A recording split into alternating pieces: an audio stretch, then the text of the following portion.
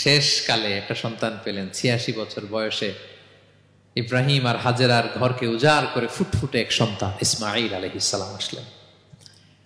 ভালোবাসা আদর যেন ঠিকরে পড়ে, এত গদগদ ভালোবাসা। এবার বললেন, যাও হাজেরা আর দুধের সন্তান ইসমাইলকে মরুভূমিতে ফেলে দিয়ে আস। বলতে দেরি, রেখে আসতে দেরি নেই। এটাই হচ্ছে ইব্রাহিম আলাইহিস সালামের আনুগত্য।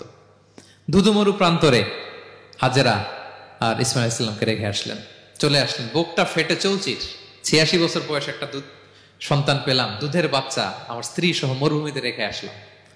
রেখে আবার থাকাও যাবে না, যাও তুমি ফিলিস্তিনে, এরা থাকবে মক্কায় মরুভূমির মাঝখানে। পরে আল্লাহ জুরহুম কওমের মাধ্যমে এদেরকে পানি, জামজাম অনেক কিছু দিলেন। লম্বা ঘটনার দিকে যাচ্ছে। এরপর হৃদয় যখন ফেটে চৌচির হয়ে যায়, তখন আল্লাহ তাআলা বলেন, ঠিক আছে যাও, যা একটু ছেলেরা দেখে আসো। এবার যে দেখে ছেলেরা আরো মায়া লাগে, কারণ একটু বড় হয়েছে তো, এবার দৌড়াইতে পারে, হাঁটতে পারে। সুবহানাল্লাহ পড়েন।